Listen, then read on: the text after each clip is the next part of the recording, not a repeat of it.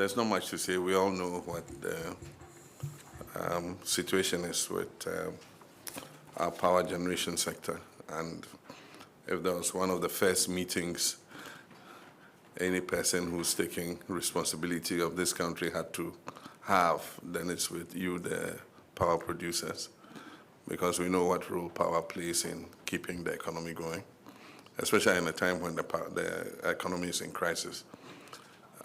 You must have had your issues with the previous government, and I think that I know many of them, but it helps to hear it from, I don't mean your horses, but from the horse's own mouth, and to see how we can work together to try and improve the situation so that we can have a good collaboration. We all remember the time of the power crisis, popularly called doomsday by Ghanaians. It was important that we expand the space for independent power producers because government on its own could not always leverage the capital to put in the generation that was required. And that's how come many of you signed PPAs and set up the thermal plants that we have. I remember that we had two issues to resolve in terms of being able to solve the power crisis. The first was to increase generation because over the years we had thought that Akosombo was the all-in-all and that it will continue to provide Ghana power forever. But the time had come for us to complement hydro with thermal. And in the beginning was VRA that was responsible for that. But mobilizing capital early enough and being able to operationalize thermal plants was becoming a challenge for government and its state-owned power production companies. And so IPPs started to come in. Sunan Asogli came in, Sem Power and all of you came in. And you've played a very critical role in making sure that our economy gets the power it needs to be able to continue to make progress. But like I said, there were twin problems. One was the generational, and that's made us accelerate the signing of PPAs with independent power producers, but also bringing in emergency power. If you remember, Ameri was one of those that was brought in, and then the car power ship also came in. But that was just to solve the generation. The more important and critical issue was the debt and paying down the debt that accumulated in the sector. And so we introduced the energy sector levy. And our anticipation was that looking at the revenues that were going to be generated by the energy sector, within 5 years we would have been able to clear the legacy debt. And so we passed the ESLA levy. But after we passed it, we left office in December and a new government came in. And they had other ideas and other ways of trying to do things. But unfortunately, one of the outcomes was that ESLA was not used for its intended purpose. And the revenues of ESLA were mismanaged. And so what should have gone to pay down a lot of the debt that has accumulated today was used for other purposes. And so we have the situation we have. And like I said, while we take responsibility for solving challenges, because that's what we're elected to do, we must let the Ghanaian people to know what the situation is. You need to let people know the challenge before you go ahead and solve it. And so now we have an energy sector that is burdened with debt, highly inefficient. Just giving a ballpark figure, the audited debt in the power sector is estimated at about $2.5 billion. And if you take $2.5 billion and imagine that we're in an IMF program bailout for $3 billion, if you're trying to achieve macroeconomic stability with a bailout of $3 billion, and you have a power sector debt of $2.5 billion that you have not yet come up with any strategy for dealing with, then you can be sure that it can wreck any fiscal consolidation that you achieve under the IMF program.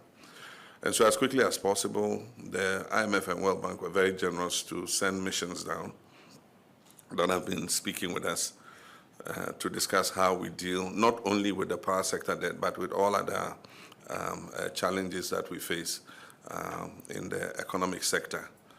And I do think that those talks have gone very well, and they're continuing to talk with technical people.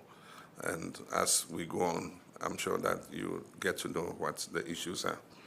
But I thought that it was important for me to meet you as president and tell you that I care about your concerns and what you're going through, and to say that we're going to work together with you to see how we can resolve the issues in the power sector.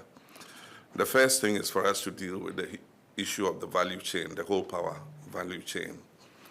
And that means that we must start from the downstream all the way upstream.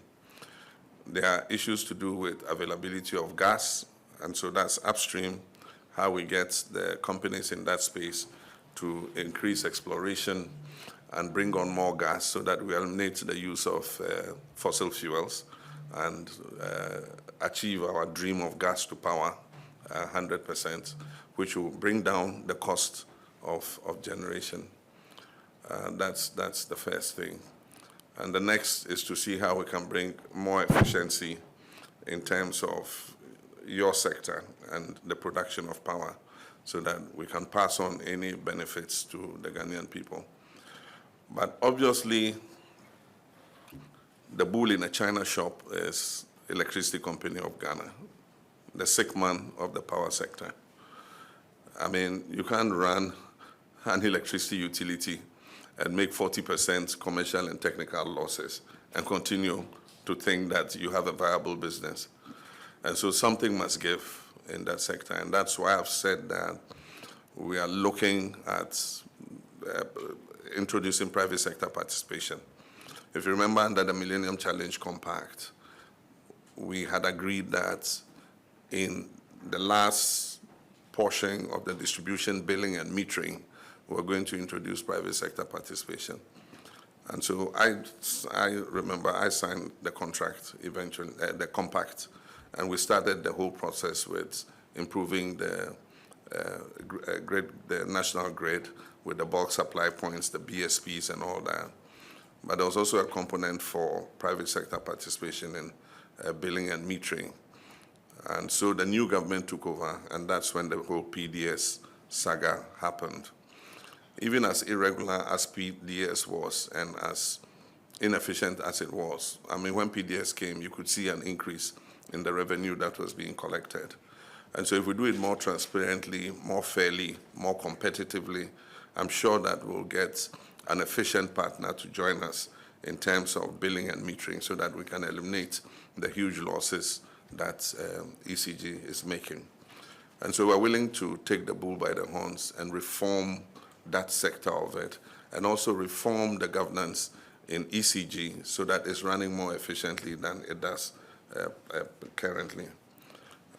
So these are all things that we're looking at, but I thought that it was important to call you and listen to you. Like I said, you're not horses, but I want to hear from your own mouths, you know, what you've gone through, and to open a new page on how we intend to do things. In the interim, one of the first things we want to do is to improve the governance in ECG. We don't need to wait for the private sector participation. We can start to look at their procurement systems. And I mean, why would you procure items that you don't need till 5 years or 6 years after? And so much of the revenue that is collected must go to pay for power that is generated. And so how to make the cash waterfall mechanism more effective so that at least you people are clawing back part of your cost while we look at the outstanding debt. These are issues that we want to look at, but we're going to do that in concert with you. I can assure you we're turning a new chapter. As I said in my inaugural address, I said Ghana is open for business again. You guys brought your investment in here, and you expected that investment to pay off. And so we need to be faithful partners in order that you're able to run your businesses properly and you're able to account to your shareholders, because your shareholders will be wondering, I mean, what kind of investment in this that we've done, and we're producing the power and yet we're not being remunerated for it. So those are the first preliminary remarks I'll make. would open the floor, and I'll listen to you two. And after that, if there are any other comments that I should make, I will come back. So thank you and welcome again.